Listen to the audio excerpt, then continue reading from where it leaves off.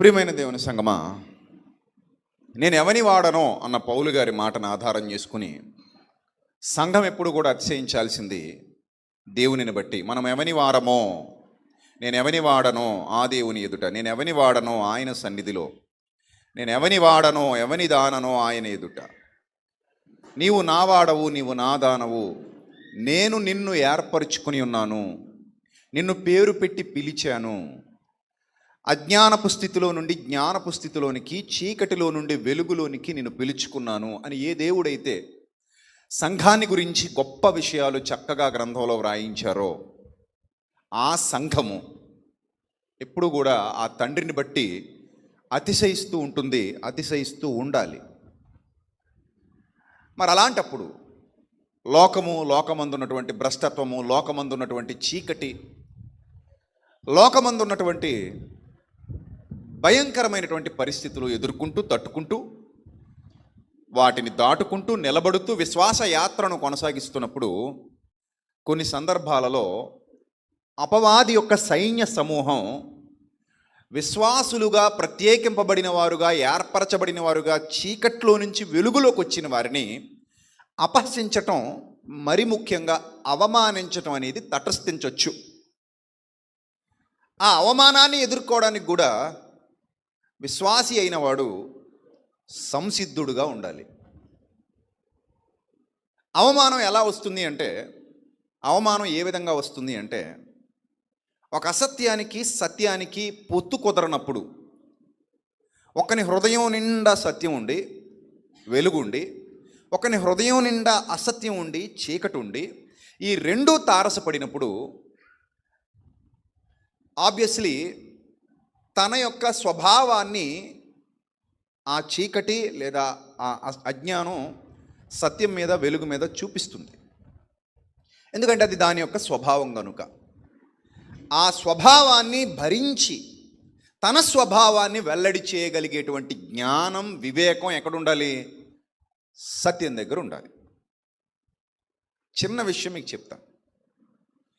ఇద్దరు వ్యక్తులు ఆటోలో ప్రయాణం చేస్తున్నారు. ఒకరు విశ్వాసి, మరొకరు అవిశ్వాసి. ప్రస్తుతానికి మనం చెప్పుకుంటున్నాం, ప్రస్తుతానికి ఒకరు విశ్వాసి, మరొకరు అవిశ్వాసి. ఇద్దరు ఆటోలో ప్రయాణం చేస్తున్నారు. కొంత దూరం వెళ్ళిన తర్వాత ఈ ఆటో డ్రైవరు ఒక స్పీడ్ బ్రేకర్ దాటించాడు, కొంచెం వేగంగా. ఆ స్పీడ్ బ్రేకర్ దాటించినప్పుడు ఆటోలో చిన్నపాటి కుదుపు ఏర్పడింది.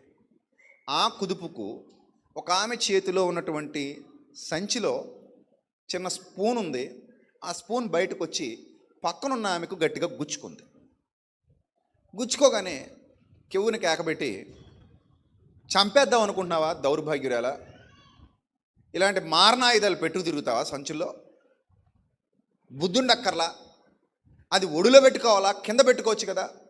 ఈ ఆటో ఏమైనా నీ బాబు గారి సొమ్ము అనుకున్నావా, సొత్తు అనుకున్నావా అని ధారాళంగా ప్రవాహంలాగా నోట్లో నుంచి అదో రకం నదులు ప్రవహించాయి. జీవజల నదులు కాదు అవి, అదో రకం నదులు లోపల నుంచి ప్రవహించాయి. అప్పుడు ఈమె విశ్వాసి. అప్పుడు ఈమె ఏమందంటే, నీ బాబు గారి సొత్తు అనుకున్నావా ఆటో? నేను ఏమైనా కావాలని గుచ్చానా? గట్టిగా మాట్లాడితే పళ్ళు రాలిపోతాయని మొదలుపెట్టింది. ఇప్పుడు ఇద్దరిలో ఎవరు విశ్వాసి చెప్పండి? ఇందాకేమనుకున్నాం? ఒకరు విశ్వాసి, మరొకరు అవిశ్వాసం అనుకున్నాం. ఇప్పుడేమనుకుంటున్నాం? మరి ఇప్పటికీ అదే అభిప్రాయంతో ఉన్నావా? ఇప్పటికీ అదే అభిప్రాయంతో ఉన్నా అని అభిప్రాయం మార్చుకుంటున్నావా? కొంచెం మార్చుకోవాలనిపిస్తుంది కదా, రైట్. ఇప్పుడు మనది తప్పు కానప్పుడు, అవతలి వారు దూషిస్తున్నప్పుడు, లేదా పొరపాటు జరిగినప్పుడు, అవతలి వారు అవమానిస్తున్నప్పుడు మనం చేయాల్సినటువంటి పని ఏంటంటే, ఫస్ట్ ఆఫ్ ఆల్ ఎక్స్ప్లెనేషన్ ఇచ్చే ప్రయత్నం చేయాలి. ఫస్ట్ ఆఫ్ ఆల్ సారీ చెప్పే ప్రయత్నం చేయాలి. ఐఎమ్ రియల్లీ సారీ, నేను చూసుకోలేదండి, నా వల్ల తప్పు జరిగిపోయింది, మన్నించండి. అది సరైన సమాధానం. అవతల వారు రెచ్చిపోతున్నప్పుడు లేదా కోపంతో ఊగిపోతున్నప్పుడు మన నోటి వెంట వచ్చేటువంటి మాట, మృదువైన మాట కోపమును చల్లార్చును. మృదువైన మాట కోపమును ఏం చేస్తుంది? చల్లార్చేస్తుంది. కఠినమైన మాట కోపాన్ని పెంచుతుంది. అర్థమవుతుందా? అంటే నీళ్లు పోస్తే మంట చల్లారుతుంది, పెట్రోల్ పోస్తే మంట అధికమవుతుంది. అంటే ఒక విశ్వాసిగా మనం కొనసాగుతున్నప్పుడు బయట పరిస్థితులన్నిటినీ ఎదుర్కోగలిగేటువంటి సామర్థ్యం మనకి దేవుని జ్ఞానం ఇవ్వాలి. అందుకు మనం వస్తున్నాం సన్నిధికి. ప్రతి ఒక్క సంఘానికి నేను ఇదే చెప్తున్నా. సన్నిధికి మీరు ఎందుకు వెళ్తున్నారు అంటే, సన్నిధికి, దేవుని సన్నిధికి వెళ్ళిన తర్వాత, దేవుని వాక్యం మీ హృదయాలలో విత్తబడిన తర్వాత, నేను గొప్ప ఫలితాన్ని పొందుకున్నాను, దీని ద్వారా గొప్ప బలాన్ని పొందుకున్నాను, ఇది నా బ్రతుకులో వినియోగించుకోవటం వల్ల, ఇది నా బ్రతుకులో అప్లై చేసుకోవటం వల్ల నేను చీకటి కంటే ప్రత్యేకంగా వెలుగుమయమైన జీవితాన్ని కలిగి ఉంటాను అనే భరోసా, సంసిద్ధత నీ దగ్గర కనబడనప్పుడు నువ్వు ఒక నిరుపయోగమైన పాత్రగా మిగిలిపోతున్నావు. నువ్వు వెళుతున్న చోట సత్యము లేదు అని అర్థం అన్నమాట.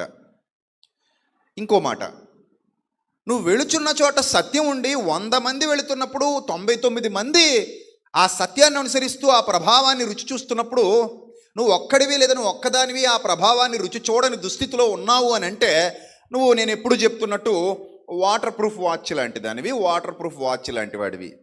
ఎందుకు ఆ మాట నన్ను మీ అందరికీ తెలుసు కదా, చాలాసార్లు చెప్పేశాను కదా. ఈ ఎగ్జాంపుల్ మీకు, వాటర్ ప్రూఫ్ వాచ్ అంటే అర్థం ఏంటి? అది బకెట్లో పడేసినా అందులోకి ఏం వెళ్ళదు, వాటర్ వెళ్ళదు. అందుకే దాన్ని ఏం వాచ్ అంటాం? వాటర్ ప్రూఫ్ అంటాం, అంతే కదా. ఆ వాచ్ చేతికి పెట్టుకోవడం వల్ల బెనిఫిట్ ఏంటంటే, అందులో దాని మీద వాటర్ పడినా కూడా లోపలికి నీళ్ళు వెళ్ళవు కాబట్టి మనకి దానివల్ల ఎలాంటి ఇబ్బంది లేదు. That is called water proof. ఇప్పుడు ఈ 99 మంది బాగానే ఉన్నారు, ఈ ఒక్కరికి ఎందుకు ఈ ప్రాబ్లం వచ్చిందంటే, they are called vacuum proof. అర్థమైందా? సౌండ్ ప్రూఫ్ అంటాం కదా. సౌండ్ ప్రూఫ్ అంటే ఏంటి? ఆ సౌండ్ ప్రూఫ్ చేయించుకుంటే లోపలికి ఇంకేమీ డిస్టర్బెన్సెస్ రావు, చక్కగా ఉంటుంది అన్నమాట సౌండ్. అవుట్ సైడ్ ఏం వినబడవు సౌండ్ ప్రూఫ్. అలాగే వాక్యూమ్ ప్రూఫ్ అంటే ఏంటి? చుట్టూ చెవుల చుట్టూ వాక్యూమ్ ప్రూఫ్ ఉంటుంది అనమాట. వాక్యూలో ముంచి తీస్తుంటాం వాళ్ళని, కానీ లోపలికి ఏం వెళ్ళదు, వాక్యం వెళ్ళదు. వాటర్ ప్రూఫ్ అక్కడ వాటర్ ప్రూఫ్, ఇక్కడ వాక్యూమ్ ప్రూఫ్. అందుకని ఎన్ని సంవత్సరాలు వచ్చినా, ఎన్ని నెలలు వచ్చినా, ఎన్ని వారాలు వచ్చినా ఆ 99 మంది బాగుపడతారు, కానీ ఒక్కరు బాగుపడరు. అప్పుడు చెప్పేవాడిది ప్రాబ్లమా, వినేవాడిది ప్రాబ్లమా? అదన్నమాట విషయం. చెప్పేవాడి ప్రాబ్లం అయితే 99 మంది అలాగే ఉండాలి, 100 మంది అలాగే ఉండాలి. కానీ 99 మంది బాగుండి ఒక్కరు అలా ఉన్నారంటే అది చెప్పేవాడిలో ప్రాబ్లం కాదు. కాపరి మంచిగానే పెడుతున్నాడు భోజనం, కానీ తినే గొర్రెకు జ్ఞానం లేక, వివేకం లేక, ఆ సత్యాన్ని సరిగా స్వీకరించలేక అజ్ఞానాంధకారంలో పడిపోయి తప్పు మార్గంలోనికి వెళ్ళిపోతుంది. అందుకే ఇది ఫలించలేదు, ఈ చెట్టు ఫలించలేదు. తోటలో చెట్లన్నిటికీ నీరు సమృద్ధిగా అందుతోంది, అన్నీ స్వీకరిస్తున్నాయి, కానీ ఇది ఒక్కటి స్వీకరించట్లేదు కాబట్టి అన్నీ ఫలించాయి, ఇది ఒక్కటి ఫలించలేదు. ఆ ఫలించలేని ఆ చెట్టుది తప్పు తప్ప ఆ తోటమాలిది తప్పు కాదు. సరే, ఇప్పుడు మనం జ్ఞానవంతులు అయ్యామా లేదా, వివేకవంతులు అయ్యామా లేదా? పరీక్షలు ఎక్కడ రాస్తామంటే లోకంలో రాస్తాం. పరీక్షలు, పాఠాలు ఎక్కడ నేర్చుకుంటాం, పరీక్షలు ఎక్కడ రాస్తాం? లోకంలో రాస్తాం. అది ఇక్కడున్న విచిత్రం. పాఠాలన్నీ ఇక్కడ నేర్చుకుంటాం, పరీక్షలు మాత్రం ఇక్కడ రాయం. పరీక్షలన్నీ ఎక్కడ రాస్తాం? మన కుటుంబంలోనూ, మన ఇంట్లోనూ, మన చుట్టూ ఉన్న వాతావరణంలోనూ, మనం ఎక్కడైతే ఉద్యోగం చేస్తున్నాం, ఎక్కడ వ్యాపారం చేస్తున్నాం, ఎక్కడ బ్రతుకుతున్నాం, ఎవరి మధ్య బ్రతుకుతున్నాం, అక్కడ పరీక్షలు రాస్తాం. ఎంత విచిత్రం చూడండి. అందుకే ఒక పాటలో నేను రాశాను, ఈ లోకమందు నీవు బాటసారిరా, ఇది పాఠాలు నేర్చుకునే పాఠశాలరా, ఉలి దెబ్బ తగలకుంటే శిల్పమేదిరా, శిలలాగి ఉండిపోతే విలువలేదురా, విశ్వాసమునకు కర్తను చూడరా, ఆయన బాటను విడువక నడువరా. కాబట్టి ఈ లోకం అనేది ఒక పాఠశాల, నువ్వు ఒక బాటసారివి.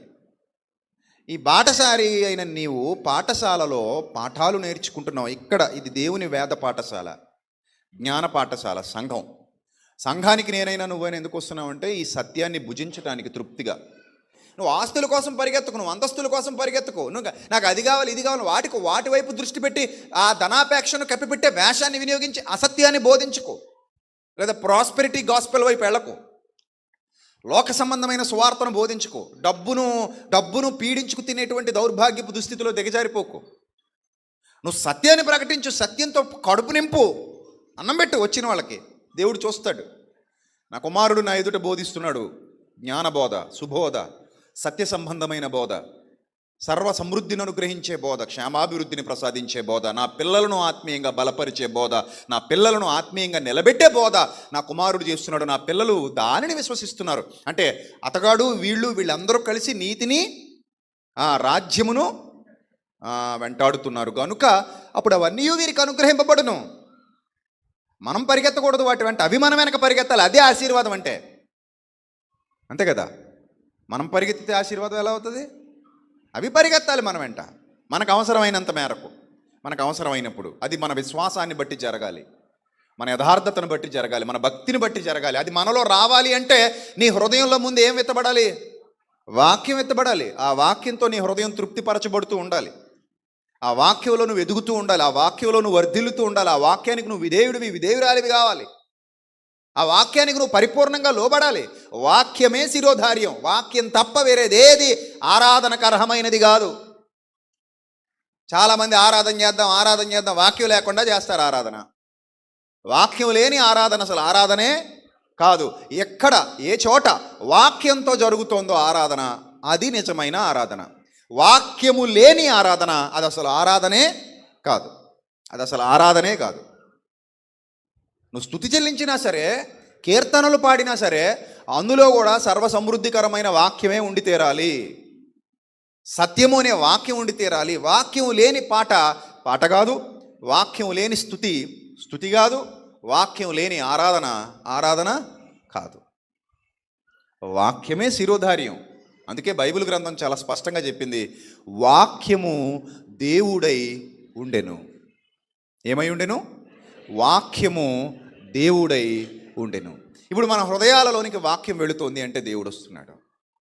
ప్రియులరా, మనకు మాదిరి ఉంచిపోయినటువంటి యేసుక్రీస్తు ప్రభు వారు నేర్పించిన సుజ్ఞాన సంబంధమైన సుబోధ ఇదే.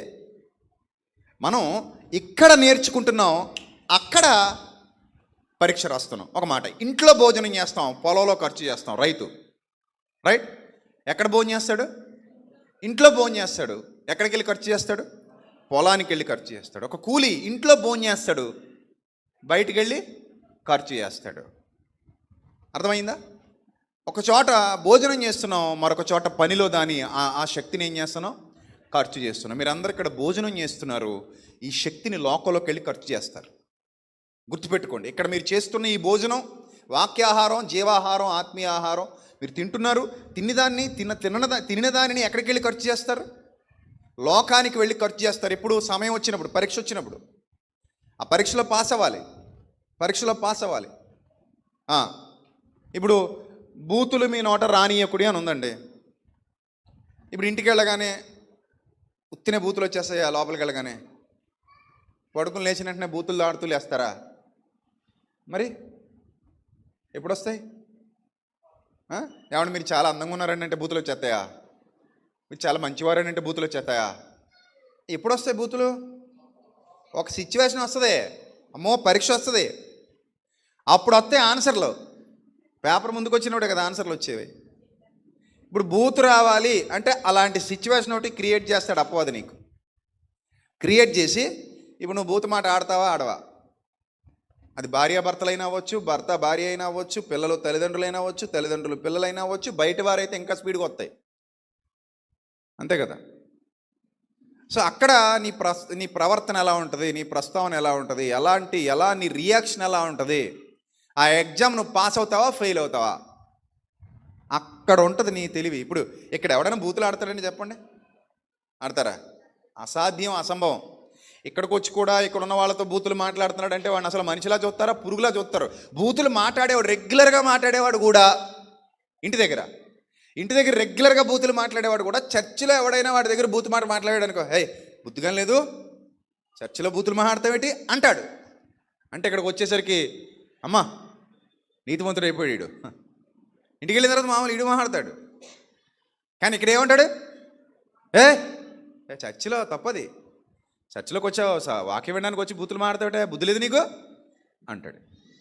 అంటే ఇప్పుడు ఎగ్జామ్స్ ఇక్కడ ఎవడు రాయడు, ఇక్కడ ఓన్లీ ఏంటి చెప్పండి, ఏంటిది? తినడమే. వాక్యం తింటాం, పెట్టుకుంటాం, లోపల వెళ్ళిపోతాం. ఎగ్జామ్స్ వస్తాయి, బయట వస్తాయి, అన్ని ఎగ్జామ్స్ బయటే. ఇక్కడ ఏం ఎగ్జామ్స్ ఉండవు, చిన్నవి ఉంటాయి. ఇక్కడ ఉంటాయి చిన్నవి. పెద్ద ఎగ్జామ్స్ అని ఎక్కడ రాస్తాం? లోకల్లో రాస్తాం, అది గుర్తుపెట్టుకోండి. ఇక్కడ అన్ని యూనిట్ పరీక్షలు ఉంటాయి. ఇక్కడ అన్ని ఏ పరీక్షలు ఉంటాయి? యూనిట్ పరీక్షలు ఉంటాయి. హాఫ్ ఇయర్లీలు, క్వార్టర్లీలు, మెయిన్ ఎగ్జామ్స్ అన్నీ ఎక్కడ జరుగుతుంటాయి? బయటికి వెళ్ళా జరుగుతుంటాయి, నిత్య జీవితంలో జరుగుతుంటాయి. అక్కడ రాయి కరెక్టే ఎగ్జామ్. అక్కడ ప్రభువును మహిమపరచు, అక్కడ ప్రభువును గణపరచు, అక్కడ నీ యథార్థతను చాటుకో, అక్కడ నీ నమ్మకత్వాన్ని చాటుకో, అక్కడ గెలిచి చూపించు. That is the real faith. That is the real behaviour of a believer. అది నీ గొప్పతనం అక్కడ చూపించాలి. రైట్, ఇప్పుడు పాయింట్కి వస్తున్నాను. ఈ కోణంలో కొన్ని సందర్భాల్లో అవమానాలు ఎదుర్కోవాల్సి ఉంటుంది. మరి నీతిని వెంటాడుతున్నప్పుడు మనం చెయ్యని తప్పుకు కూడా ఏమవ్వాలి? అవమానాలు ఎదుర్కోవాలి. మీరు ఎప్పుడైనా గమనించారో లేదో, యూట్యూబ్లో మనం వీడియోలు అప్లోడ్ చేస్తున్నప్పుడు ఏదైనా అటు సామాజిక చైతన్యం కోసం, ఇటు క్రైస్తవ విశ్వాసాన్ని బలపరచడం కోసం రకరకాల సందర్భాలు మనం యూట్యూబ్లో అప్లోడ్ చేస్తున్నప్పుడు ఆ కింద కామెంట్లు చేసే వాళ్ళలో చాలామంది వాళ్ళు సత్యం ఎరుగని వాళ్ళు, జ్ఞానం ఎరుగని వాళ్ళు కూడా ఉంటుంటారు. అందులో పచ్చి బూతులు వచ్చి కామెంట్లు పెడుతూ ఉంటారు. అది చాలా భయంకరమైన బూతులు ఉంటుంటాయి. అప్పుడు అవి మా కంట కనబడితే డిలీట్ చేస్తాం, కనబడకపోతే అన్ని వీడియోల్లో ఎవడే కామెంట్లు పెట్టాడో మనకు తెలియదు కదా. సో కనబడిన వాటి వరకు డిలీట్ చేస్తుంటారు పిల్లలు, లేదా నేను, ఎవరు కనబడితే వాళ్ళకి డిలీట్ చేస్తాం. కనబడినప్పుడు మనం ఏం చేయలేం. నేనైతే అసలు పట్టించుకోను, ఎవడో పెట్టాడు పోనివ్వండి, వాడు కర్మను వాడు పోతాడు అన్నట్టు. సో కానీ చాలా అంటే అందరూ అలా ఉండరు. చాలామంది మంచిగా వాళ్ళ ప్రతిస్పందన తెలియజేస్తూ ఉంటారు, మంచిగా వాళ్ళ హృదయ స్పందన తెలియజేస్తారు. వాళ్ళు ఏ విధంగా బలపడ్డారు, ఏ విధంగా వాక్యాన్ని బట్టి దీవించబడ్డారు, ఏ విధంగా ఆశీర్వదించబడ్డారు, ఏ విధంగా వాళ్ళ జీవితం, వాళ్ళ కుటుంబం బాగుంది అనేది వాళ్ళు రాస్తారు, వాళ్ళ కామెంట్లో రాస్తారు. వాటిని బట్టి నేను సంతోషపడతాను. చాలామంది ఆ స్క్రీన్ షాట్లు తీసన్నా ఇలా కామెంట్ రాశారు, మన వాళ్ళు కూడా పంపిస్తున్నప్పుడు మంచిది అని చెప్పేసి నేను రిప్లై ఇవ్వండి, మంచిది. కొంతమంది అలా కాదు, బూతులు, పచ్చి బూతులు. మరి అలాంటప్పుడు ఏం చేయాలి? తిరిగి మళ్ళీ తిట్టాలా? ఎందుకు వేస్ట్? మనం కూడా తిరిగి అదే బూతులు తిడితే వాళ్ళ స్థాయికి మనం కూడా ఏమైపోతున్నాం? దిగిపోతున్నాం, పడిపోతున్నాం. మీకు అర్థం కావాలి ఆ విషయం. నాది కూడా అదే స్థాయిని నిరూపించుకోవడం. అది వాళ్ళు బూతులు, పచ్చి బూతులు మాట్లాడారని మనం కూడా అదే పచ్చి బూతులు మాట్లాడితే ఇదే నా స్థాయి అని నిరూపించుకోవడానికి నేను ఆ స్థాయికి ఏమవుతున్నట్టు? దిగిపోతున్నట్టు. నేను ఆ స్థాయికి దిగిపోతున్నట్టు. సో ఎప్పుడూ కూడా ఆ పరిస్థితి తగదు. మన కుర్రాళ్ళు చాలామంది వదిలేస్తే ఎటుపోతారో తెలియదు. వీళ్ళు స్పీడు కుర్రాళ్ళ పోతుంటారు. కళ్ళు ఉండాలి కదా, కళ్ళు లేకపోతే ఏమైపోతారు వీళ్ళు? ఎక్కడికో పోతారు. ఇంకా అందుకే కళ్ళు ఉండాలి. అమ్మో, కళ్ళు లేకపోతే దూకేస్తారు ముందుకి. ఆ కళ్ళమే వాక్యం. అర్థమైందా? ఈ వాక్యంతో మనల్ని మనం సంస్కరించుకుంటూ, ఈ వాక్యంతో మనల్ని మనం బలపరుచుకుంటూ, ఈ వాక్యంతో మనల్ని మనం దిద్దుకుంటూ ఉండాలి. ఎందుకంటే హెబ్రీ పత్రికలో ఒక విలువైన మాట రాయబడింది. ఒకసారి చూద్దాం. హెబ్రీ పత్రిక 12వ అధ్యాయం 2వ వచనం ఒకసారి చదవండి, అందరూ చదవండి. హెబ్రీ పత్రిక 12వ అధ్యాయం 2వ వచనం. హెబ్రీ పత్రిక 12వ అధ్యాయం 2వ వచనం. ఇంత గొప్ప సాక్షి సమూహము మేఘములే మనల్ని ఆవరించి ఉన్నందున ఇందులో చాలామంది ఉన్నారు. దావీదు గారు ఉన్నారు, ఇర్మియా గారు ఉన్నారు, భక్తులు ఉన్నారు, చాలామంది. దానియేలు ఉన్నారు, యెహెజ్కేలు ఉన్నారు, యెషయా గారు ఉన్నారు, చాలామంది ఉన్నారు సాక్షి సమూహంలో. రైట్?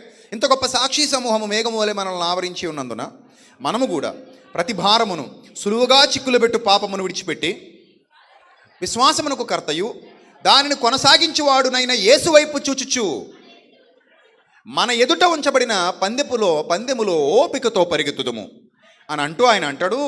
మన ఎదుట ఉంచబడిన పందెంలో నువ్వు ఓపికతో పరిగెత్తాలి. ఇది నువ్వు పందెంలో గెలవాలి. ఇప్పుడు అప్పుడప్పుడు చూడండి, పందెంలో క్రికెట్ ఆడేటప్పుడట, అంటే నాకు పెద్ద టచ్ లేదు కానీ క్రికెట్ అంటే నాకు ఇష్టం ఉండదు, చిరాకు. ఆ గేమ్లో యువతల వాడిని రెచ్చగొడుతుంటాడట, లేదా తిడుతుంటాడట, కావాలని కామెంట్ చేస్తాడట. ఆ బౌలర్లో ఈ బ్యాట్స్మెన్స్ బౌలర్స్ని, అంటే ఈ ప్రత్యర్థులు ఉంటారు కదా, ఈ టీం ఒకటి ఆ టీం ఒకటి కదా. అది నిజంగా ఇంటర్నేషనల్ క్రికెట్లో కూడా అలాంటివి జరుగుతాయట.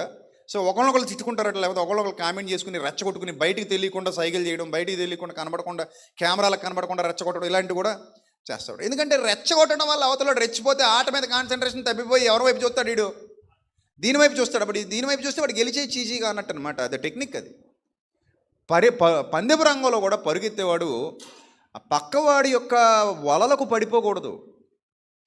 మనం గెలవాలి. మన దృష్టి ఎప్పుడు దేని మీద ఉండాలి?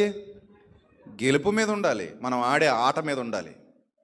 ఇది మనం ఆడే ఆట. ఈ లోకంలో ఆట మీద ఉండాలి, గెలుపు మీద ఉండాలి తప్ప పక్కవాడు మనల్ని 10 అంటాడు, మనకు అనవసరం. వాడు నన్ను పక్కకి లాగాలని చూస్తున్నాడు, వాడు మనల్ని పడగొట్టాలని చూస్తున్నాడు, వాడు మనల్ని రెచ్చగొట్టాలని చూస్తున్నాడు. మనం పట్టించుకోకూడదు, అస్సలు పట్టించుకోకూడదు. ఎప్పుడైతే మనం పట్టించుకుంటామో మనం ఓడిపోతున్నాం. వెళ్ళి వాడితో పాటు సమానంగా మనం మొదలుపెట్టి ఓడిపోతాం. ఇక్కడ చూడండి ఎంత అద్భుతమైన విషయం రాయబడిందంటే, ఆయన తన ఎదుట ఉంచబడిన ఆనందము కొరకై. గుర్తుపెట్టుకోండి అందరూ, మనకు మాదిరి ఉంచిపోయినటువంటి యేసుక్రీస్తు ప్రభువారు మనకు నేర్పిస్తున్న ప్రధానమైన సత్యం, ప్రియమైన దేవుని సంగమా. ఆయన తన ఎదుట ఉంచబడినటువంటి ఆనందము కొరకై అవమానమును నిర్లక్ష్యపెట్టి అవమానమును ఎవరు అవమానించారు? ఆయన చెప్పండి ఎవరు అవమానించారు? సాతాను మొదలుకొని వాడి అనుచరుల వరకు అందరూ అవమానించారు. మొదట సాతాను అవమానం, నీవు దేవుని కుమారుడివైతే. నువ్వేమైతే? దేవుని కుమారుడివైతే. మీకు ఇలా చెప్తే అర్థం కాదు, మన వాడుక భాషలో చెప్పాలి. నువ్వు నిజంగా మీ నాన్నకే పుడితే. ఎలాగుంది? కోపం వచ్చిందే రాలేదా మనకి? పెచ్చ కోపం వస్తుంది. ఆ మాట బయట ఎవడన్నా అంటే కాలర్ పట్టుకుని మామూలుగా ఉండదు మనకి, ఇసిరి అవతల పడేస్తాం. అంటుంటారా లేదా మళ్ళీ రెచ్చగొట్టడానికి అప్పుడప్పుడు లోకల్ వ్యక్తులు ఆ మాటలు? మీరు లోకల్లో వెళ్ళలేదా ఈ మాటలు? పనికిమాల మాటలు. నువ్వు ఒకే అమ్మకి అబ్బకి పుడితే ఇలాంటి మాటలు మాట్లాడుతుంటారు. ఎవడైనా ఒకే అమ్మకి అబ్బకి పుడతాడు. వేశ్య కొడుకు పుట్టినా ఒకే అమ్మ ఒకే అబ్బా, అంతే కదా. 100 మంది అబ్బాలకి ఎవడో పుట్టడు. కానీ పచ్చి మాట, ఈ గాలి మాట ఎందుకంటారంటే, నిన్ను రెచ్చగొట్టి నీ చేత తప్పు చేయించాలని, నిన్ను రెచ్చగొట్టడానికి వాడేటువంటి మాటలవి, పదాలవి. ఈ తల్లిని తిట్టేవాళ్ళు డాష్ కొడక, ఆ కొడక, ఈ కొడక, తల్లిని తిడుతుంటారు. తల్లిని తిట్టగానే మనకేమొచ్చేస్తుంది? కోపం వస్తుంది. అంటే నేను ఏదో చచ్చిన శవాల్లాగా ఉండమని నేను చెప్పట్లా, ప్రతిస్పందించవచ్చు. కానీ మన విజ్ఞత మనం కోల్పోకూడదు. మనం స్పందించవచ్చు, తప్పులేదు. అంటే ప్రతిదానికి మనం ఏదో ఎందుకు పనికిరానులాగా చేతగాని చవటల్లాగా బతకమని నేను చెప్పట్లేదు సుమా. మనం యథార్థంగా ఉండాలి, రోషం కలిగి ఉండాలి, పౌరుషం కలిగి ఉండాలి. కానీ కుక్క మురిగిందని మనం మరొక స్థాయికి తగ్గిపోయి ఎక్కడ మాట్లాడాలి, ఎక్కడ మౌనంగా ఉండాలి, ఎక్కడ సమాధానం చెప్పాలి, ఎక్కడ మౌనంగా ఉండాలి. కొన్ని సందర్భాల్లో మన మౌనం కూడా అవతలి వాడికి పెద్ద సమాధానం అయిపోద్ది. మనం స్పందించకుండా ఉండడం కూడా అవతల వాడికి ఇచ్చే పెద్ద సమాధానంలా ఉంటుంది కొన్ని సందర్భాల్లో. అందుకే తొందరపాటు నిర్ణయాలు తగవు. ఇలా రెచ్చగొడుతుంటారు. అవమానం. యేసుప్రభు వారికి సాతాను, నువ్వు నిజంగా దేవుని కుమారుడివైతే అంటే అది ఎంత పెద్ద మాట అది. నువ్వు దేవుని కుమారుడివైతే. ఆయన అస్సలు పట్టించుకోలేదు. అరే గాలోడా, నువ్వు అంటే నీ దగ్గర నిరూపించుకుంటే నేను దేవుని కుమారుని అవుతానా? నీలాంటి అపవాది దగ్గర, నీలాంటి అబద్ధికుడి దగ్గర, నీలాంటి అసత్య సంబంధి దగ్గర, అబద్ధానికి జనకుడివి నువ్వు. నీ స్వభావం అనుసరించి మాట్లాడతావు, నీ బతుకే అబద్ధం. గాడ్ ఈజ్ లవ్ అంటే దేవుడు ప్రేమయ్య ఉన్నాడు.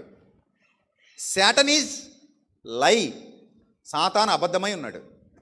అబద్ధమై ఉన్నాడంటే లేడని కాదు, వాడి స్వభావమే అబద్ధం అనమాట. అబద్ధానికి జనకుడట, అబద్ధానికి ఆడే నాన్నట. సో కాబట్టి ఇలాంటి అబద్ధికుడి దగ్గరనే యథార్థత నిరూపించుకోవాలా? చెప్పండి. బురదలో పొరిలే పంది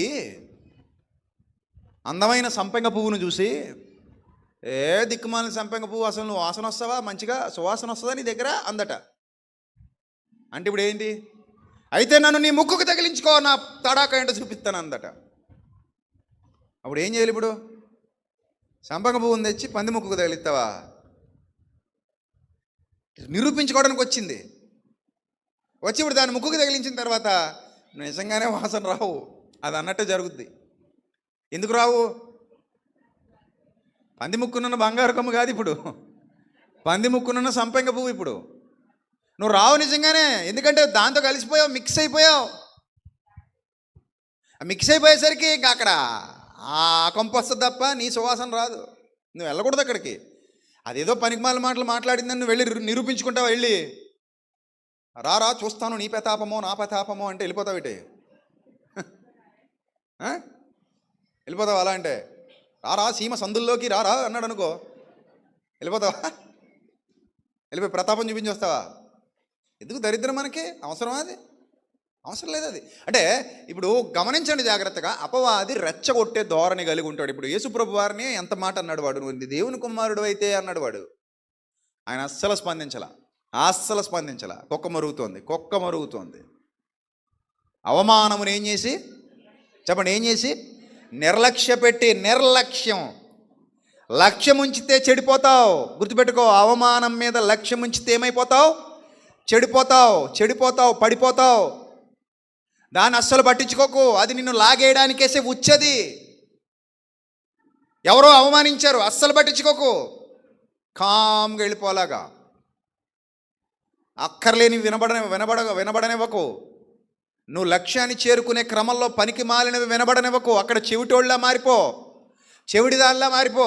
నీ ఇంట్లో నిన్ను అనేవాళ్ళు ఉండొచ్చు, నీ చుట్టుపక్కల నిన్ను అనేవాళ్ళు ఉండొచ్చు, నీ ఆఫీసులో నిన్ను అనేవాళ్ళు ఉండొచ్చు, నువ్వు వ్యాపారం చేసే చోట నిన్ను అనేవాళ్ళు ఉండొచ్చు, నువ్వు ఉద్యోగం చేసే చోట నిన్ను అనేవాళ్ళు ఉండొచ్చు. పలు విషయాలలో పలు విధాలుగా నిన్ను అవమానించేవాళ్ళు చుట్టూతా కనబడుతూ ఉండొచ్చు. కానీ నీ శక్తిని కోల్పోకు, నీ బలాన్ని కోల్పోకు. వాళ్ళ కోసం నీ మానసిక శక్తిని కోల్పోకు. పట్టించుకొని అనవసరంగా వాళ్ళతో సమానమైపోకు. వాళ్ళ ముందుకెళ్ళి మొరక్కు. నువ్వు వాళ్ళలో ఒక్కడివి అని అనిపించుకోకు, ఒకదానివి అని అనిపించుకోకు. అవమానాలు వస్తుంటాయి, వాటిని ఇగ్నోర్ చేస్తూ just going on your way. నీ వేలో నువ్వు వెళ్ళిపో. నీ చూపు ఎప్పుడు లక్ష్యం మీద ఉండాలి, నీ గురి ఎప్పుడు లక్ష్యం మీద ఉండాలి. అంతే తప్ప ఇలాంటి చెత్త మాటల మీద ఉండకూడదు. అవమానముని ఏం చేశాడట? లక్ష్యం చేశాడా, నిర్లక్ష్యం చేశాడా? నిర్లక్ష్యం అంటే అర్థం ఏంటి చెప్పండి? నా భర్తను నువ్వు నిర్లక్ష్యం చేస్తున్నాడు అంటే అర్థం ఏంటి? పట్టించుకోవట్లేదని. నా భార్య నన్ను నిర్లక్ష్యం చేస్తుందంటే పట్టించుకోవట్లేదని. ఇప్పుడు ప్రభు అవమానాన్ని ఏం చేశాడట? నిర్లక్ష్యం అంటే పట్టించుకోలేదు. మన భాషలో అయితే అవమానమును పట్టించుకొనక అని కూడా రాసుకోవచ్చు. అక్కడ అవమానాన్ని ఏం చేయలేదు ఆయన? పట్టించుకోలేదే. మురుక్కుంటే ఎన్ని అనుకుంటారు? ఇతడు దయ్యము పట్టినవాడు అనగానే ఇప్పుడు వచ్చి నిరూపించుకోవడానికి కూర్చోవాలి ఆయన. జనాలకు ఒక మాట చెప్పాడంటే, తనకు తానే విరోధముగా ఏర్పరచబడిన ఏ రాజ్యం కూడా నిలవదు కదా. నేను ఒకవేళ దయ్యం పట్టినవాడిని అయితే దయ్యం ఎలా దయ్యాన్ని వెళ్ళకూడదురా, తెంగరోళ్ళారా? ఆ మాత్రం లాజిక్ లేదట్రా, బుర్రలేని వాళ్ళారా అన్నాడు. అంతే అర్థమయ్యేలా అందంగా చెప్పాడు, వెళ్ళిపోయాడు. ఆయన పైన చూసి అరే మరుకుంటాయి ఇతను వెర్రివాడు అనేసరికి అనుకో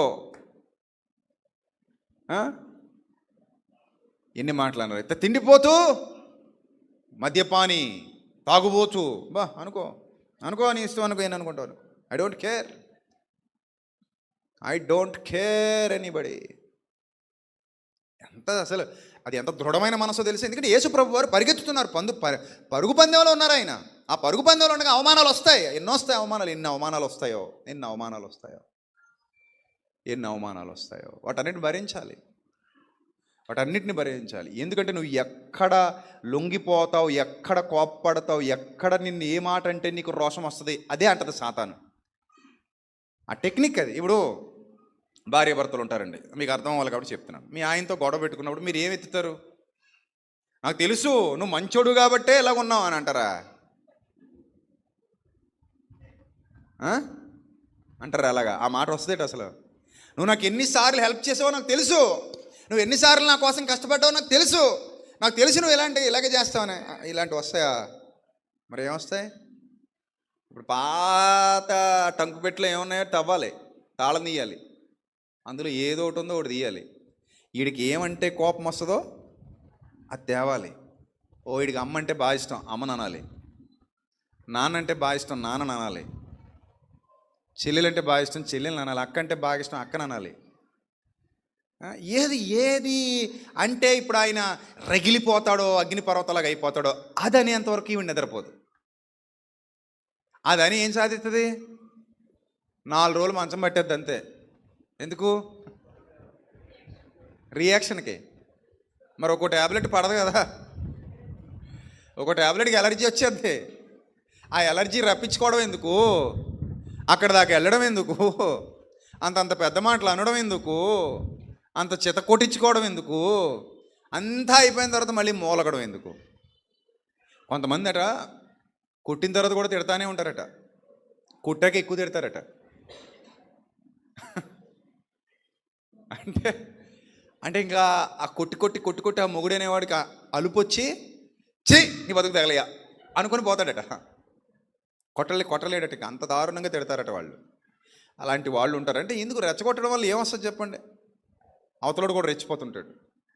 నిర్లక్ష్య పెట్టడం అనేది చాలా మంచి పని. మన గెలుపుకు ఆటంకాలు ఇవన్నీ కూడా మనం గెలవకుండా చేసేవి. అందుకే యేసుప్రభు వారిని పడగొట్టడంలో ఇది ప్రధాన పాత్ర పోషించింది. అవమానం, అడుగడుగునా అవమానం, ఎక్కడికి వెళ్ళినా అవమానం. సొంతూరుకి వెళ్తే గనపరుస్తారనుకుని సొంతూరుకి వెళ్ళాడు ఆయన. సొంతూరుకి వెళ్తే ఆ సొంతూరులో గనపరిచారా? నజరేతులో ఏమన్నారు? నజరేతులో ఇతన వడ్లవాని కుమారుడు, వీళ్ళ నాన్నగారి పేరు యోసేపు, వీళ్ళ అమ్మ పేరు మరియా. మనకు తెలీదా? చదువు సంజయ్ లేనోడు, ఇతనికి ఇంత పాండిత్యము ఎక్కడి నుంచి వచ్చింది అనేసరికి ఆయన అన్నాడు, ప్రవక్త స్వదేశమందు హితుడు కాడు. అక్కడ అవమానమే. ఎక్కడ చూడండి యేసుప్రభు వారికి అవమానాలు. దేవుని కుమారుడు అయితే దూకు, నువ్వు దేవుని కుమారుడు అయితే రాళ్ళు రొట్టెలుగా చేసుకో, ఇగో ఈ లోకరాజ్యాలన్నీ నీకు ఇస్తా, నా కాళ్ళకు మొక్కు. ఎలా ఉంటుంది చెప్పండి అది? అసలు ఈ సమస్తాన్ని సృష్టించింది ఎవరు? కలిగి ఉన్నది ఏది ఆయన లేకుండా కలగలేదు. నీకు ఇస్తా, నా కాళ్ళు మొక్కు, ఇదంతా నాదే, నాకు అప్పగింపబడి ఉన్నది. నా కాళ్ళు మొక్కు అంటే ఎంత అవమానం తెలుసా మీకు? అదే చూడండి, ఎంత అవమానం. యేసుప్రభు వారికి అడుగడుగున అవమానాలే, అడుగడుగున. పోనీ ఇంట్లో వాళ్ళు ఏమైనా ఆయనకి మంచి చేశారా? ఇంట్లో వాళ్ళు ఏమైనా ఆయన్ని ఆదరించారా? యోహాను సువార్త 7వ అధ్యాయంలో చూడొచ్చు మీరు. యేసుప్రభు వారు మరలా 12కి వద్దాం, హెబ్రీ పత్రిక 12కి మళ్ళీ వద్దాం. యోహాను సువార్త 7వ అధ్యాయంలో 3వ వచనం. ఆయన సహోదరులు అంటే ఆయన తమ్ముళ్ళు ఆయనను చూచి, నీవు చేయుచున్న క్రియలు నీ శిష్యులు చూచినట్లు ఈ స్థలము విడిచి యోదయకు వెళ్ళము. ఆ బహిరంగమున అంగీకరింపబడగోరు వాడు ఎవడునో తన పని రహస్యమును జరిగింపడు. నీవు ఈ కార్యములు చేయుచున్న యెడల నిన్ను నీవే లోకమునకు కనబరుచుకునమని చెప్పి ఆయన సహోదరులైనను ఆయన యందు విశ్వాసముంచలేదు. చూసారా? యేసు ప్రభు వారి ఇంటి వారే ఆయనను ఏం చేయలేదట? నమ్మలేదట. ఇప్పుడు మీ ఇంట్లో వాడే నీ గురించి గొప్పగా చెప్తున్నాడులే, వెళ్ళు అని అంటే ఎలా ఉంటుంది బయటోడు? చెప్పండి, ఎలా ఉంటుంది చెప్పండి? బాధగా ఉంటుంది కదా? బాధగా ఉంటుంది,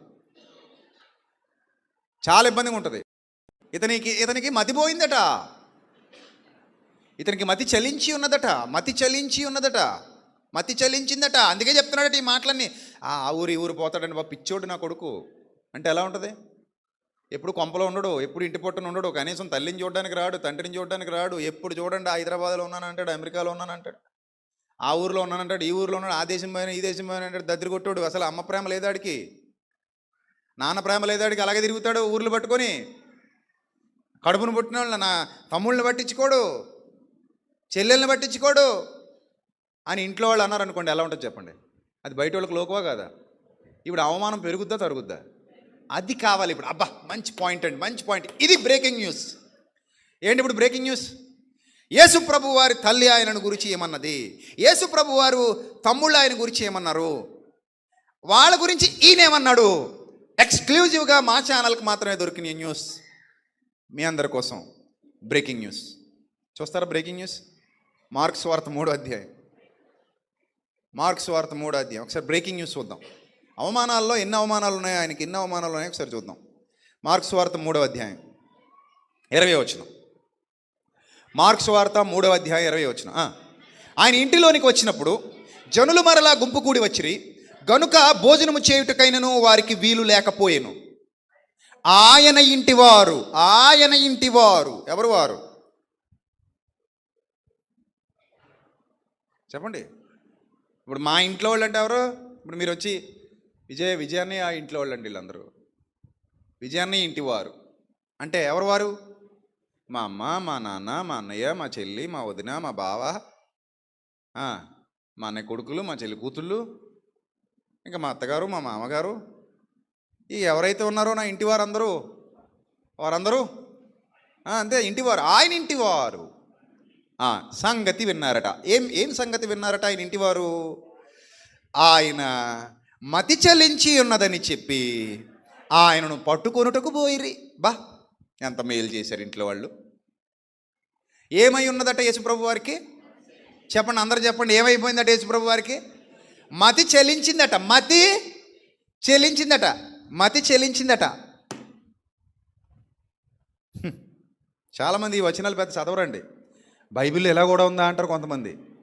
నిజమండి, అవునండి. యేసుప్రభు వారిని ఇంట్లో వాళ్ళు అలా అన్నారండి, అవునండి. ఇన్నాళ్ళు మేము వెళ్ళలేదండి బాబా. మనోళ్ళు అయితే హాయ్ అంటారు. ఎట్ట జరిగింది ఏమబ్బా? అట్టనే జరిగిందబ్బా. ఎట్ట జరిగింది?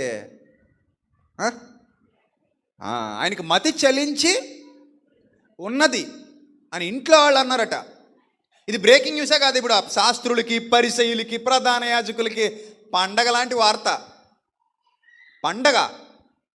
అప్పుడు యెరూషలేము నుండి వచ్చిన శాస్త్రులు, ఇతడు బయల్జెబూలు పట్టినవాడై దయ్యముల అధిపతి చేత దయ్యములను వెళ్ళగొట్టుచున్నాడని చెప్పిరి. ఒకటి కాదు, రెండు కాదు, ఇంట అవమానం బయట అవమానం, ఇంట అవమానం బయట అవమానం. నెక్స్ట్ 31 వచనం కిందకు వచ్చేయండి. ఆ సందర్భం అంతా మీకు తెలుసు కదా. కిందకు వచ్చాం 31, 21కి 31కి 21 నుంచి మళ్ళీ ఎక్కడికి వచ్చాం?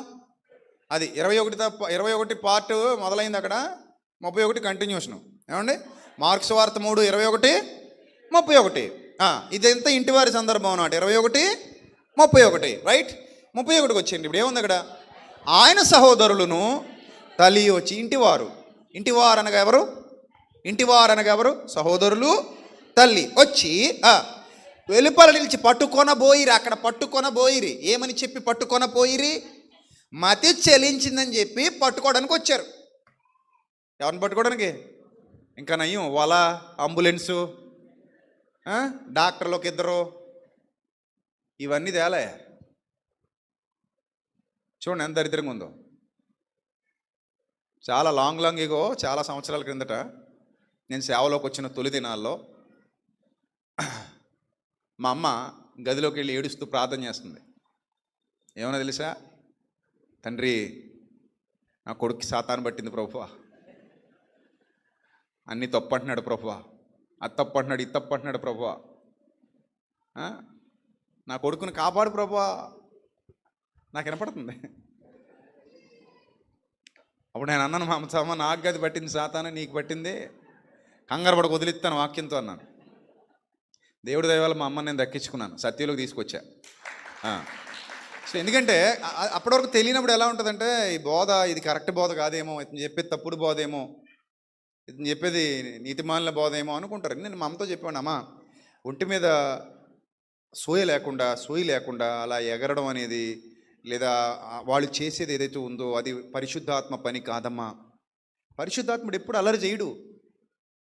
పరిశుద్ధాత్ముడు అల్లరి చేయడు, అసలు ఆయన అల్లరికి కర్త కాడు. ఇది నా బోధ. కానీ కొంత సమయం పట్టింది మా అమ్మ అర్థం చేసుకుని. మా అమ్మ మనసు పాడు చేసేవారు. ఒక 2-3 ఉండేవారు పిశాచాలు. వచ్చేవారు, నిన్ను వీడని నీడను నేనే అనుకుంటూ వచ్చేవారు. నేను లేనప్పుడు వచ్చేవారు అనమాట. అట్లే వచ్చి, అమ్మగారు, అబ్బాయి గారు బాగా చెడిపోయారు అమ్మగారు, ఏదో విధంగా మీరే కంట్రోల్ చేయాలి అమ్మగారు, లేకపోతే మా అందరికీ ఇబ్బందులు అవుతున్నాయి అమ్మగారు, మొమాటం లేకుండా మమ్మల్ని ఎండగొట్టుచున్నాడు, గనుక మీరు ఏదైనాను పుణ్యం కట్టుకునుడి అనేసరికి మా అమ్మ కొత్త భయం వేసేది. తెలియదు కదా, మా భయం వేసేది, ఇది ఏమైపోతున్నాడో, ఎక్కడ పోతున్నాడో, ఇటు పోతున్నాడో, నిజంగానే సాతాను పడేసిందేమో. మరియమ్మకు కూడా యేసుప్రభు అంటే చాలా ఇష్టం అండో. ఏమనుకుంటున్నారు మీరు? చాలా పిచ్చిష్టం యేసుప్రభు అంటే మరియమ్మకు. అందుకే ఎవరు రాకపోయినా చిట్ట చివరిలో ఆయన కోసం వెతుక్కుంటూ వచ్చేసింది. ప్రాణభయం ఉన్నా సరే పట్టించుకోకుండా వచ్చిందంటే ఆ కడుపు కోత, ఆ కడుపు తీపి చాలా ఇష్టం. మరియమ్మకి యేసుప్రభు అంటే చాలా ఇష్టం. ఆ తమ్ముళ్ళకి ఇష్టం లేకపోయినా ఆవిడకి ఇష్టమే. కానీ తప్పలేదు, ఆవిడకి తెలియలేదు. తెలియక ఆ క్షణంలో అపార్థం చేసుకుంది ఆయన్ని. అపార్థం చేసుకుని ఏమంటుందంటే, చూడండి అక్కడ ఆయన తల్లి వెలుపల వచ్చి నిలిచి ఆయనను పిలువనంపారట. ఇక మీ అమ్మగారు తమ్ముళ్ళు వచ్చారు, పిలుచుకుంటారండి యేసుప్రభుని ఆ జనాలు ఆ లోపల పిలుచుకుంటండి. ఏం పనిలో ఉన్నాడు? బోధ చేస్తున్నాడు. ఆ బోధ లేదు ఏమీ లేదు, కానీ ముందు రమ్మని చెప్పండి, మేము వచ్చామని చెప్పండి అంటే ఇప్పుడు ఆయన మెసేజ్ చెప్పడం మానేసి గబగబ పరిగెత్తుకొచ్చేయాలన్నమాట. నజరేతు నుంచి వచ్చారని చెప్పగానే కదా. అప్పుడు ఏమైందట? ఆయన తల్లి నా సహోదరులు ఎవరని నీ కోసం వెతుకుచున్నారని ఆయనతో చెప్పగా, నీ కోసం ఏం చేస్తున్నారట? వెతుకుతున్నారట. పట్టుకొన పోయిరని చదువుకున్నాం కదా 21లో. ఏం చెప్పి పట్టుకొన పోయిరే? మతి చలించి ఉన్నదని చెప్పి పట్టుకొన పోయిరి. పాప నా కుమారుడికి కొంచెం బుర్ర పని చేయట్లేదండి, మైండ్ సెట్ బాగోలేదండి, మందులు వాడాలి అని చెప్పి పట్టుకొని పోయిరి. రైట్. ఆ తర్వాత ఆయన నా తల్లి, అప్పుడు ఆయన 33, ఇప్పుడు ఇదో బ్రేకింగ్ న్యూస్ వచ్చి చెప్పిన వాళ్ళు ఒకలా చెప్పారు. అమ్మాను మీ మమ్మీ మీ ఫ్యామిలీ మెంబర్స్ వచ్చి మీకోసం బయట వెయిట్ చేస్తున్నారు ప్రభువా, మీకోసం వచ్చారు ప్రభువా అన్నప్పుడు, ఓ మా మమ్మీ వచ్చిందా, మా ఫ్యామిలీ మెంబర్స్ అందరూ వచ్చారా, సరే లోపల తీసుకురండి ఆ జనాలను తప్పుకోమని చెప్పండి, వాళ్ళని తీసుకొచ్చి కూర్చోబెట్టండి నా పక్కన అనాలి కదా. అది కదా ఆన్సర్ ఎక్స్పెక్ట్ చేస్తారు వీళ్ళు. చెప్పిన వాళ్ళు ఏం ఎక్స్పెక్ట్ చేస్తారు చెప్పండి?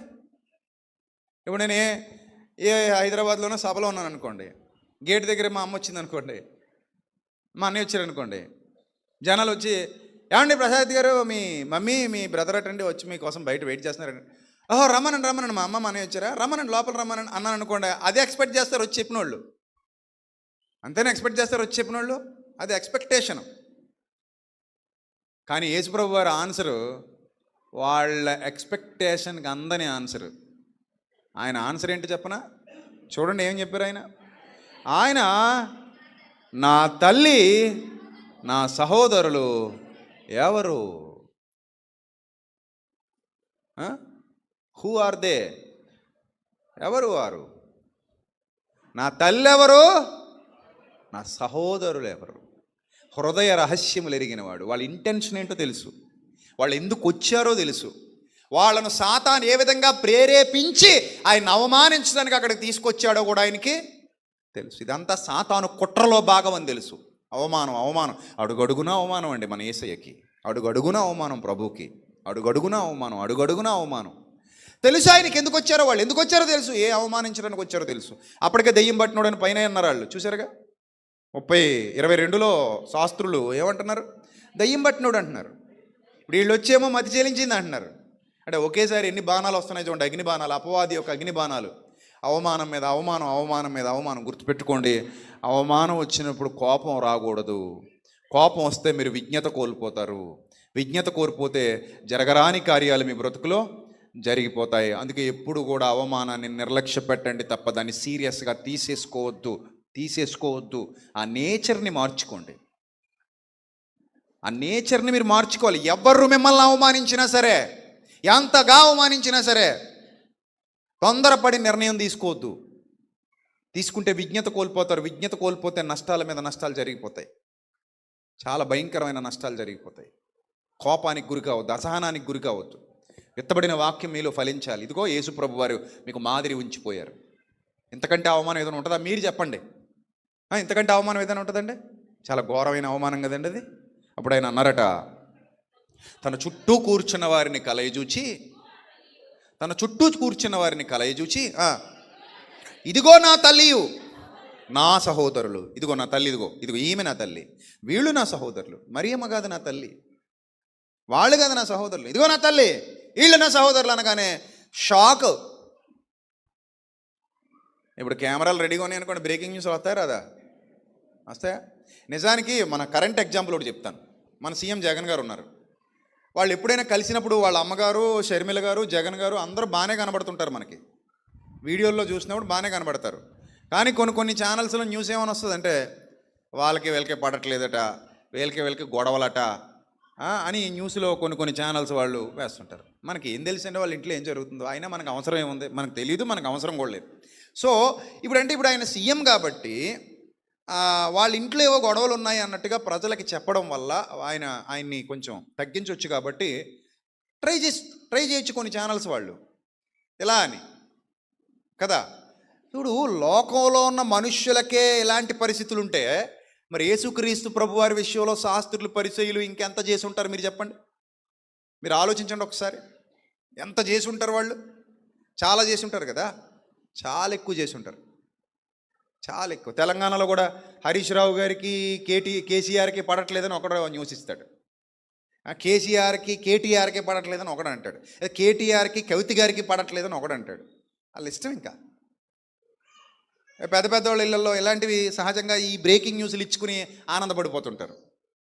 బ్రేకింగ్ న్యూస్లు ఇచ్చుకొని ఒక్కోసారి పవన్ కళ్యాణ్కి చిరంజీవికి మధ్యలో పెద్ద వైరం అంటుంటాడు. మనకి ఏం తెలుసండి, అలా అన్నదమ్ములు ఇద్దరు హాయిగా ఉంటారు, వాళ్ళకేంటి. కానీ న్యూస్ ఇస్తాడు, పవన్ కళ్యాణ్కి ఈయనకి పడతలేదట. మళ్ళీ మొన్న ఎవడో జూనియర్ ఎన్టీఆర్కి బాలకృష్ణ గారికి పడట్లేదు. మనం చూసామా ఏడిచామా, మనకు తెలిసా. ఇది ఇంట్లోకి వెళ్ళి చూసి వచ్చినట్టు.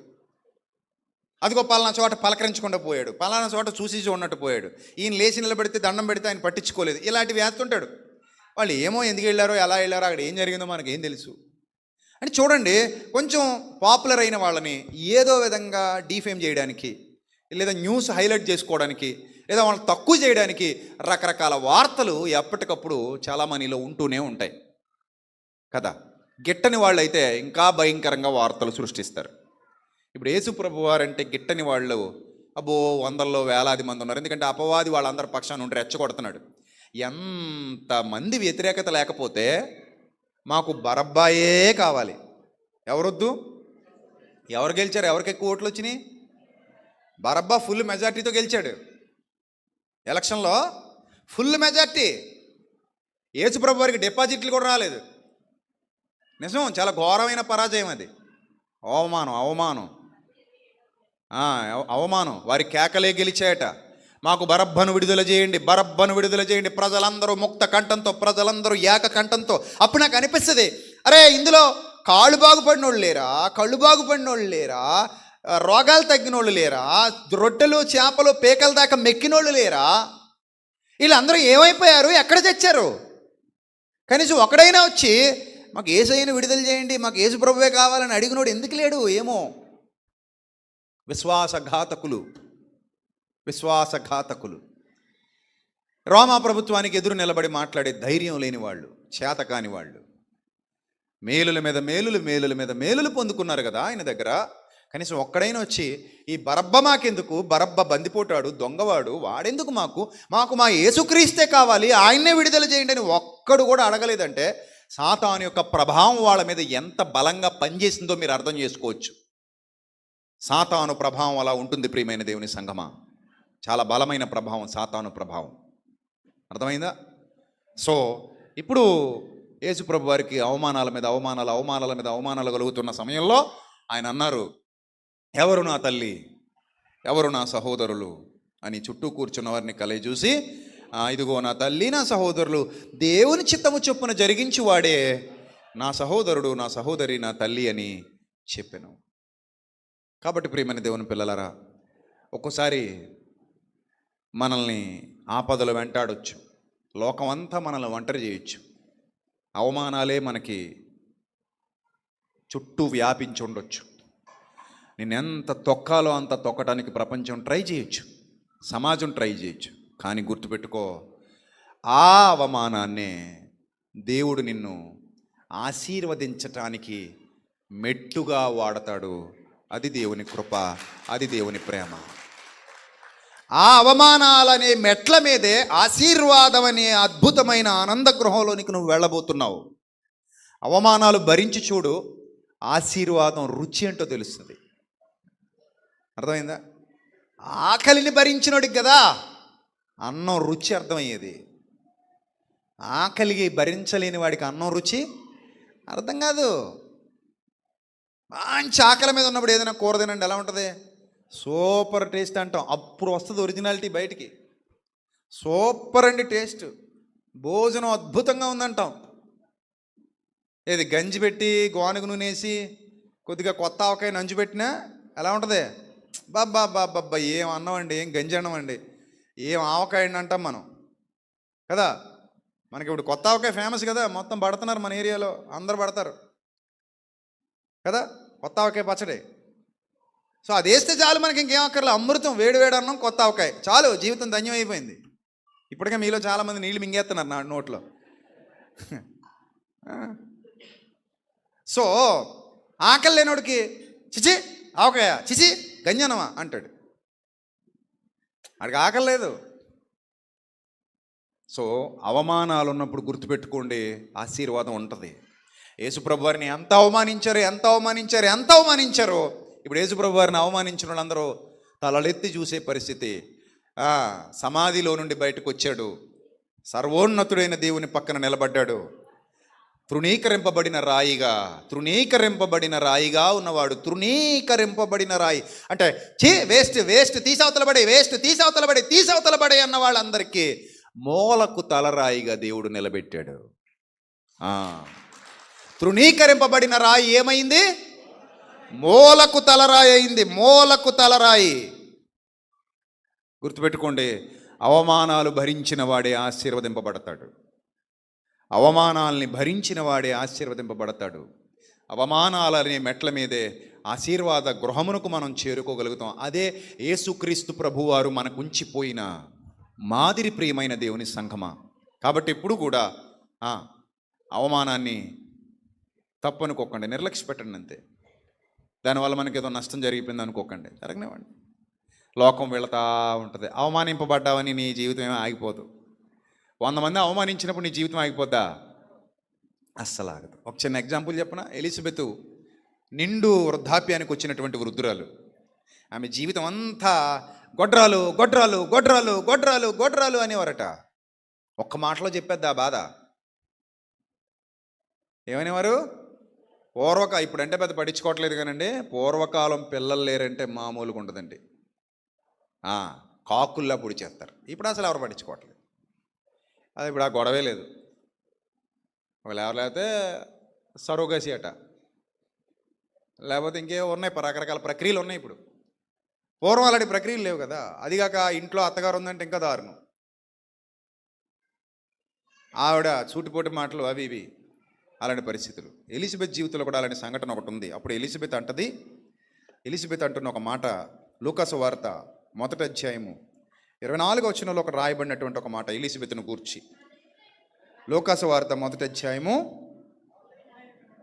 24వ వచనం.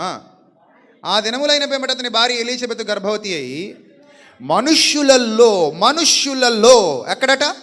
మనుష్యులలో నాకుండిన అవమానమును తీసివేయుటకు నన్ను కటాక్షించిన దినములలో ప్రభు ఇలాగున చేసిననుకుని 5 నెలలు ఇతరుల కంటబడకుండెను.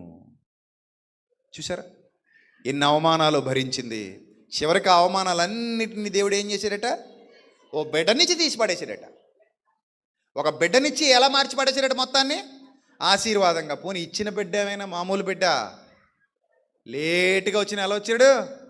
అబ్బాబ్బాబ్బాబ్బాబ్బా, మహారోషం కలిగినవాడు, ఏలియా గారి ఆత్మ కలిగినవాడు.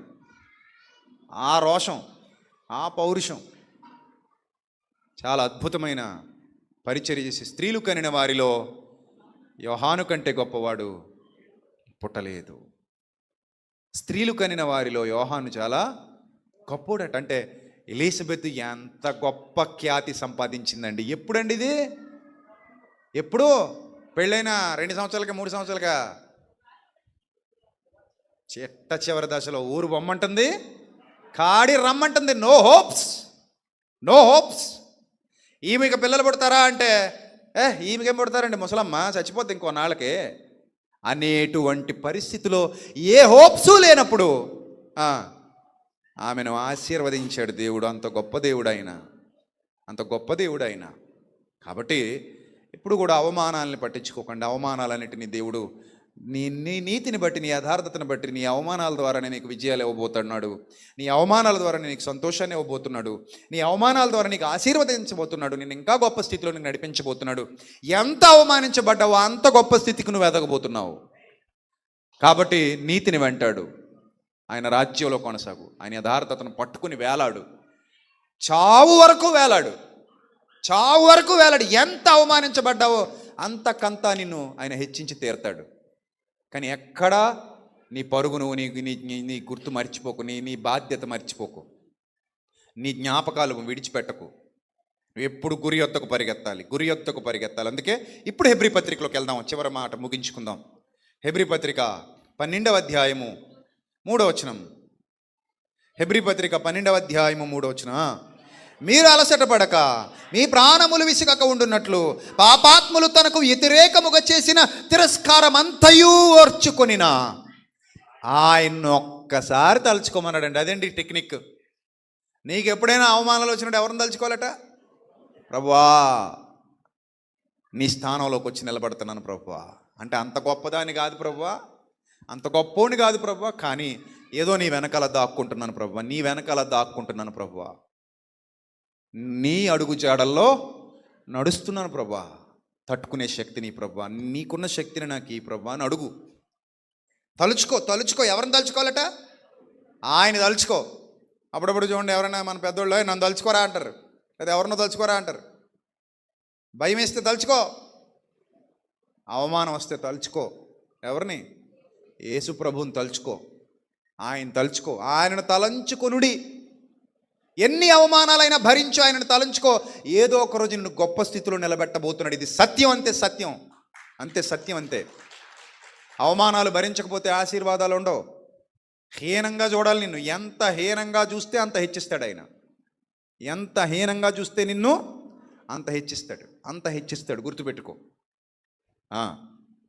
నిన్నెంత తొక్కేయాలనుకుంటే అంత ఎత్తుకు తీసుకొస్తాడు ఆయన. నువ్వు నిజంగా నీతిని వెంటాడు, నువ్వు నిజంగా యథార్థంగా ఉండు, నువ్వు నిజంగా ఆయన యందు భయభక్తులు కలిగి ఉండు, నిన్ను విడువడు, ఎడబాయడు. ఇది దేవుని వాక్యం చెబుతోంది. అవమానింపబడిన చోటే నీకు ఆశీర్వాదాన్ని ఇస్తాడు. పోతిఫర్ భార్య నాకు అనిపిస్తుంది, ఆ సీన్ చూపించి ప్రభువా ఎప్పుడైనా అనిపిస్తుంది. ఏ సీను? పోతిఫర్ భార్య ఈయన ప్రధానమంత్రి అయ్యాక అసలు వచ్చి ఎలా నిలబడింది? బిక్కుమంటూ చిత్తము ఏలినవాడా ఏమనాలి? ఇప్పుడు ఏమనాలి? చిత్తమున ఏలినవాడా అనాలి. చేతులు కట్టుకు నిలబడాలి. ఎవరి ముందు? యోసేపు ముందు. రేపిస్ట్ అండి, అరెస్ట్ చేసేయండి అంత మొగుడుతో చెప్పించింది. కోరిక తీర్చలేదని అరెస్ట్ చేయించింది. ఇప్పుడు అదే పోతిఫర్ భార్య వచ్చి యోసేపు ముందు చేతులు కట్టుకు నిలబడుతుంటే, అదే పోతిఫర్ అరెస్ట్ చేయించినోడు వచ్చి చేతులు కట్టుకు నిలబడుతుంటే, ఆ సీన్ ఎంత మధురంగా ఉంటుందో చూడడానికి. అది యోసేపుకి ఎలా ఉందో తెలియదు, కానీ మనకు మాత్రం ఆ సీన్ ఉంటుంది, గూస్ బంప్స్ వచ్చేస్తాయి. భలే సీన్ అండి ఇది అనిపిస్తుంది కదా. ఆ సీన్ కోసం ఎంత కష్టపడ్డాడండి, ఆ సీన్ కోసం ఎంత మౌనంగా ఉన్నాడు, ఎంత ఓర్చుకున్నాడు. నెంబర్ 1 పొజిషన్లో నిలబడ్డాడు. వెళ్ళి నెంబర్ 1, ఆయనే నెంబర్ 1 అంతే. రాజు కూడా వచ్చి సలాం కొట్టాడట, బాబు సింహాసనం తప్ప మొత్తం నీదే, ఆ సింహాసనం ఒకటి అలా నాకు బడి అంతే. నీ జ్ఞానం ముందు నేను మట్టి బుర్రగాడిని, నేను పనికిరాను ఫరో. ఆ సింహాసనం ఒక్కటి అట్టెబెట్టి మొత్తం ఏలుబడి చేసుకో, నీకు ఎలా నచ్చితే అలా చేసుకో, నీ ఉంగరం నీదే చేసుకో అన్నాడంటే ఏ స్థాయికి పోయాడండి. ఎన్ని అవమానాల తర్వాత వెళ్ళాడండి ఆ స్థాయికి. అన్నల దగ్గర అవమానం, కుటుంబంలో అవమానం, అమ్మేసిన వాళ్ళ దగ్గర అవమానం, ఆడవాళ్ళ దగ్గర అవమానం, జైలులో అవమానం. ఎన్ని అవమానాలు భరించాడు మహానుభావుడు. ఆ అవమానాలన్నిటి ఫలితం గొప్ప ఆశీర్వాదం, గొప్ప దీవెన.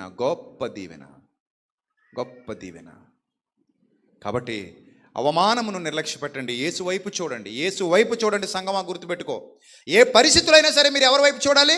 మన ముందున్న పందెపు రంగములో యేసు వైపు చూస్తూ పరిగెత్తుదాం. ఆయన తలంచుకుంటూ అవమానాలు ఎదుర్కొందాం. ఎన్నో అవమానాలు ఎదుర్కొంది ఎలిజబెత్. గొప్ప నా నోటి నిండా నవ్వుంది అన్నట్టు ఆమె నోటి నిండా దేవుడు నవ్వుంచాడు, ఆమె గుండెల నిండా సంతోషాన్ని ఉంచాడు, ఆనందాన్ని ఉంచాడు. అలాంటి స్థితి దేవుడు నీకు ఇస్తాడు, నీకు ఇవ్వగలడు. ఆయన నిన్ను బలపరుస్తాడు, నిన్ను గొప్ప స్థితిలో నీకు నడిపిస్తాడు, నిన్ను ఉద్ధరిస్తాడు, నీ జీవితాన్ని కూడా ఉద్ధరిస్తాడు. నమ్ముట నీ వలనైతే నమ్ము వానికి సమస్తము సాధ్యమే. కాబట్టి ఓర్చుకో, నేర్చుకో, గెలుచుకో. సాధించుకో ప్రభు సన్నిధిలో. ఓర్చుకోకపోతే ఏది సాధించుకోలేవు. ఓర్చుకుంటే అన్నీ సాధించుకుంటావు. ఆ గొప్ప స్థితికి దేవుడు నిన్ను, నీ కుటుంబమును, నీ అవమానమును తొలగించి ఆశీర్వాదములోనికి నడిపించునుగాక. ఆమెన్. తల్ల వంచండి, ప్రార్థన చేసుకుందాం. సర్వశక్తుడా, సకల ఆశీర్వాదములకు కారణభూతుడా, మా కన్న తండ్రి, ఇప్పటి వరకు విలువైన వాక్కుల చేత మా హృదయాలు తృప్తిపరిచారు. అందును బట్టి స్తోత్రం తండ్రి. విత్తబడిన వాక్యం పిల్లలందరి హృదయాల్లో ఫలింపజేయండి ప్రభు. లైవ్ ద్వారా ఎంతమంది సోదరులు సోదరీమణులు వీక్షించారో వారి జీవితాల్లో, వారి కుటుంబాల్లో కూడా ఫలింపజేయండి. ఈ వాక్యం ఎవరికి అవసరమో వారి వద్దకు పంపించండి. ఎవరి ద్వారా పంపించాలో వారి ద్వారా పంపించండి. ఎవరికి ఈ మాటలు బలాన్ని చేకూరుస్తున్నాయో, ఎవరు జీవితాలలో ఈ మాటలు శక్తినిస్తున్నాయో వారికి ఇవ్వండి. మీ వాక్కును పంపి వారిని బాగు చేయండి తండ్రి. ఈరోజు ఇక్కడ మీ సన్నిధిలో కూర్చున్న ఎంతమందిని మీ వాక్కు ద్వారా బాగు చేశారో నాకు తెలియదు ప్రభా, మీకు తెలుసు తండ్రి. మీ పిల్లలందరినీ దీవించండి. మీ సేవకు సహకరిస్తున్న బిడ్డల్ని దీవించండి. ఇంకనూ మా యొక్క పరిచర్యను అభివృద్ధి చేయండి. అనేక మందికి దీవెనకరంగా, మీ నామానికి మహిమకరంగా మమ్మల్ని అందరినీ వాడుకోండి తండ్రి. మా శక్తి, మా బలము, మా జ్ఞానము, మా ధనము, మా ఘనము, మా ఐశ్వర్యము, మా దేహము, మా శరీరము, శక్తి, బలము సమస్తము తండ్రి మీ పాదాల చెంత పెడుతూ మీకు ఇష్టలుగా మీ చిత్తాన్ని నెరవేర్చుటకు మమ్మల్ని అందరినీ ప్రభా వాడుకోమని వేడుకుంటూ, ప్రభువా ఈరోజు విత్తబడిన మాటలు 30 60 100 మీ పిల్లలందరి హృదయాలలో ఫలింపజేయమని ప్రాధేయపడుతూ, ప్రభు ఎవరైతే అవమానింపబడ్డారో వారి జీవితంలో రెట్టింపు వెలుగులు ఇవ్వమని, ఎవరైతే బాధింపబడ్డారో వారికి గొప్ప సంతోషాన్ని ఇవ్వమని, ఎవరైతే ప్రభు తృణీకరింపబడ్డారో ప్రభువ వారిని ప్రభు యోసేపు వలె ప్రతిఫలింపజేయమని, ఫలింపజేయమని, గణపరచమని తండ్రి, మీ చిత్తానుసారంగా నడిపించమని, ఓర్పును సహనాన్ని అనుగ్రహించమని. అనేక ప్రాంతాల్లో ఉన్న ప్రభువ మీ పిల్లలు ఒంటరిగా ఉన్నారేమో, ఆ ఒంటరితనాన్ని తట్టుకోగలిగే శక్తినివ్వమని, వారి ప్రతి బాధలో తోడుగా ఉండి విమోచకుడా మీ సహాయమును అనుగ్రహించమని, ఘనత, మహిమ, ప్రభావములు మీకు చెల్లిస్తూ, ఇంతవరకు మాకు తోడుగా ఉన్నందుకు మరొకసారి కృతజ్ఞతాస్తుతులు చెల్లిస్తూ, ఈ వాక్యము ద్వారా మమ్మల్ని అందరినీ బలపరిచినందుకు మీకు నిండు కృతజ్ఞతలు చెల్లిస్తూ, క్రీస్తు వారి శ్రేష్టమైన నామమున ఈ ప్రార్థన మనవులు సమర్పించుకుని జవాబు పొందుకొనుచున్నాం మా కన్న తండ్రి. ఆమెన్. ఆమెన్.